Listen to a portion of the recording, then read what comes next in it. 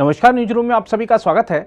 Mafia Atiq Ahmad और उसके भाई अशरफ अहमद की हत्या का मुद्दा सियासी रंग तो ले ही चुका है, लेकिन अब जिस तरह से कुछ मौलाना इस मामले में कूद पड़े हैं, उससे यह मामला सांप्रदायिक रंग भी लेने लगा है। लेकिन योगी सरकार ऐसे तत्वों पर निगाह रखे हुए है और माहौल बिगाड़ने वालों तथा अफवाह फैलाने वालों के खिलाफ सख्त कार्रवाई की चेतावनी दी गई है। हम आपको बता दें कि अतीक और अशरफ की मौत पर जमीयत उलेमा-ए हिंद के राष्ट्रीय अध्यक्ष मौलाना महमूद मदनी और आईएमसी प्रमुख मौलाना तौकीर रजा खां ने विवादित बयान देते हुए योगी सरकार को घेरा है। लेकिन शायद इन लोगों को यह पता नहीं है कि अतीक और अशरफ के अत्याचारों से सर्वाधिक पीड़ित अल्पसंख्यक समुदाय के लोग ही थे। जहां तक विवादित बयानों की बात है तो आपको बता दें कि मौलाना महमूद मदनी ने कहा है कि पुलिस अभिरक्षा में हुआ दोहरा हत्याकांड साबित करता है कि यूपी में कानून का राज नहीं है। एक बयान जारी कर उन्होंने कहा है कि प्रयागराज में जो हुआ वह शर्मनाक है। उन्होंने कहा कि अतीक और अशरफ हत्याकांड कानून व्यवस्था पर सवालिया निशान लगाने वाला है। मौलाना मदनी ने कहा कि यदि देश में कानून का राज नहीं होगा तो हर तरफ अराजकता फैल जाएगी और खून खराबे का राज कायम हो जाएगा। मौलाना मदनी ने कहा है कि अगर कोई मुजरिम है तो उसके गुनाह और सजा का फैसला अदालत करती है। मौलाना मदनी ने कहा है कि कानून हाथ में लेना लोकतंत्र और संविधान का अपमान और आपराधिक कृत्य है। वहीं मौलाना तौकीर रजा खां ने बरेली में मीडिया से बात करते हुए कहा है कि उत्तर प्रदेश के जो हालात हैं वह किसी से छिपे नहीं हैं। उन्होंने कहा कि उत्तर प्रदेश में जो कुछ हो रहा है वह जुर्म की इंतहा है। तौकीर रजा खां ने तो यहाँ तक कह दिया कि विकास दुबे से लेकर आज तक जितने भी एनकाउंटर हुए हैं उन सबका दोषी सिर्फ एक आदमी है। मौलाना तौकीर रजा खां ने कहा कि उस आदमी को 120B के तहत मुजरिम जरूर बनाया जाना चाहिए। अप्रत्यक्ष रूप से उत्तर प्रदेश के मुख्यमंत्री पर निशाना साधते हुए मौलाना ने कहा कि वह शख्स मिट्टी में मिलाने की बात कहता है। मौलाना तौकीर रजा खां ने विवादित बयान देते हुए कहा कि पुलिस और गुंडों के बीच गठबंधन बन गया है जिसकी सरपरस्ती सरकार कर रही है। उन्होंने कहा कि मुख्यमंत्री को इस्तीफा दे देना चाहिए क्योंकि पुलिस उनके कंट्रोल में नहीं है। मौलाना तौकीर रजा खां ने प्रयागराज हत्याकांड के मुद्दे पर धरना देने का ऐलान करते हुए मुख्यमंत्री को चुनौती दी कि मेरा धरना रोककर दिखाओ। उन्होंने कहा कि चाहे पुलिस के जरिए हम पर लाठीचार्ज करवाओ लेकिन धरना जरूर होगा। हम आपको बता दें कि पूरे उत्तर प्रदेश में इस समय धारा 144 लागू है, इसलिए मौलाना तौकीर रजा खां के धरने का ऐलान करने के बाद बरेली में पुलिस सुरक्षा बढ़ा दी गई है।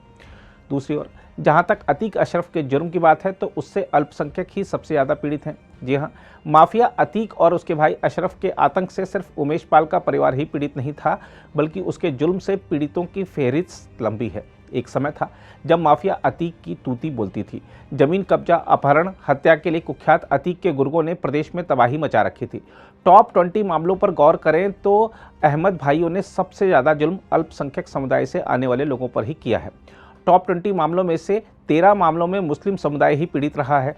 अशरफ पर तो मदरसे से तालीम ले रही 2 नाबालिग बच्चियों को असलहे के दम पर अगवा कर रात भर बलात्कार करने और सुबह मदरसे के गेट पर लहूलुहान हालत में फेंके जाने का भी आरोप है। अतीक ने जरायम की दुनिया में अपनी बादशाहत बनाए रखने के लिए रिश्तेदारों को भी नहीं बख्शा था। वह जमीन के लिए किसी भी हद तक जा सकता था। कसारी मसारी प्रयागराज निवासी जीशान उर्फ चानू इसी का जीता जागता उदाहरण है। दरअसल जीशान अतीक के साढ़ू इमरान जई के छोटे भाई हैं। अतीक ने जीशान की जमीन कब्जा करने के लिए उसके घर को जेसीबी से गिरवा दिया था। इतना ही नहीं, उससे 5 करोड़ की रंगदारी मांगने के साथ उस पर हमला भी किया था, जिसका जीशान ने मुकदमा दर्ज कराया था। इसी तरह सभासद अशफाक कुन्नू का वर्ष 1994 में कत्ल हो गया। इस हत्याकांड को अतीक और अशरफ ने अंजाम दिया था, लेकिन अतीक की ऐसी दहशत थी कि उस पर कानूनी शिकंजा नहीं कर सका। कोई भी पुलिस अधिकारी उस पर हाथ नहीं डालना चाहता था। घटना के 5 साल बाद 1999 में तब के एसपी सिटी लालजी शुक्ला ने अशफाक कुन्नू हत्याकांड में अशरफ की गिरफ्तारी की थी, क्योंकि उस समय प्रदेश में बीजेपी की सरकार थी। अतीक पर उसके अपने करीबी पार्षद नस्सन को गोली मारने का मामला भी सामने आया था। दरअसल वार्ड पार्षद नस्सन ने अतीक के खिलाफ आवाज़ उठानी शुरू कर दी थी। ऐसे में दोनों के बीच अनबन शुरू हो गई थी। वर्ष 2001 में नस्सन को अतीक ने चकिया में गोलियों से छलनी कर दिया था। वहीं बीजेपी नेता अशरफ की माफिया अतीक ने वर्ष 2003 में गोली मारकर हत्या कर दी थी। चकिया में अतीक के घर के सामने ही अशरफ का घर था। अतीक ने बीजेपी नेता का नाम उसके भाई के नाम पर होने की वजह से उसे मौत के घाट उतार दिया था। बताया जाता है कि वह विपक्षी दल बीजेपी के लिए काम करके अतीक को चिढ़ाता था। इसमें सबसे अधिक हैरान करने वाला मामला यह था कि अशरफ की हत्या के बाद उसके शव को लेकर अतीक के गुर्गे भाग गए थे। इसी तरह उसने वर्ष 1989 में प्रयागराज के झालना इलाके में ब्रिजमोहन उर्फ बच्चा कुशवाहा की 12.5 बीघे जमीन पर कब्जा कर लिया था। विरोध करने पर अतीक ने बच्चा को गायब करवा दिया, जिसका आज तक पता नहीं चला। बाद में उसने बच्चा कुशवाहा के बेटे और उसकी पत्नी सूरज कली को मारने पीटने के साथ कई बार गोली चलवाई थी।